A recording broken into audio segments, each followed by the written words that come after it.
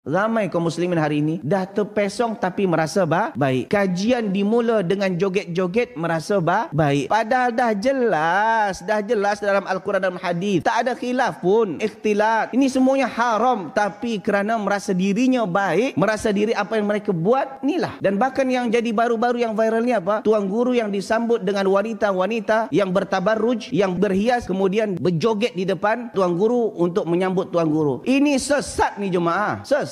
Tak ada khilaf di antara ulama. Tak boleh tabarruj. Jangankan tabarruj. Fala takhda'na bil qaul fayatma'al ladzi fi qalbihi marad. Cakap menye-menye pun tak boleh. Tahu menye-menye? Ya, baiklah. Apatah lagi sampai mendesah. Okey.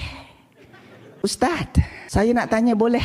Tak boleh ni jemaah. Kalau isteri cakap macam tu boleh. Abang, boleh. Tapi kalau dengan orang lain tak boleh. Fala takhda'na bil qaul. Itu saja dilarang dalam Islam. Apatah lagi bertabarruj, berhias dengan cantik-cantik, pakai wangian, lepas tu berjoget di depan tuan guru. Padahal dalam hadis, man ra'a minkum munkaran falyughayyirhu bi yadihi fa illam yastati' fa bi lisanihi wa illam yastati' fa bi qalbihi wa dzalika adhaful iman. Ini kemungkaran. Patutnya dia halang dengan tangan atau dia nasihati, kalau tak dalam hatinya benci. Dan itu selemah-lemah iman. Kalau seandainya dia seronok dengan ini, kemana iman dia? Dan berapa banyak sekarang kajian-kajian yang sepatutnya dibincangkan Al-Quran dan Sunnah Nabi SAW. Tapi apa yang berlaku? Kajiannya adalah isinya tentang mentakzimkan atuk nenek moyang dengan membuat cerita halu bahawa tok guru dia mampu Isra' Mi'raj 70 kali sehari. Nabi sekali je seumur hidup, dia boleh 70 kali. Kemudian ada yang mampu memadamkan api neraka. Nabi sendiri pun tak pernah ada dalam hadis. Mana-mana carilah, aku boleh padamkan api neraka. Tak. Bahkan Fatimah, ya Fatimah, ittaqillah. Wahai Fatimah, itu puteri kesayangan Nabi tu. Takut pada Allah. Fa inilah ughni anki minallahi syai'a. Aku tak boleh tolong engkau daripada azab Allah. Kau sendiri yang bertakwa pada Allah, baru kau akan selamat. Dan yang lebih dahsyatnya apa lagi? Membuat statement, kalau seandainya engkau masuk kubur dan kemudian ditanya, "Man rabbuk?" Siapa Tuhanmu? Cakap tuan guru ini. Maka muka nangkir, confirm, terus lari je. Ini kesyirikan akbar jemaah. Syirik akbar, kufur. Jangankan cerita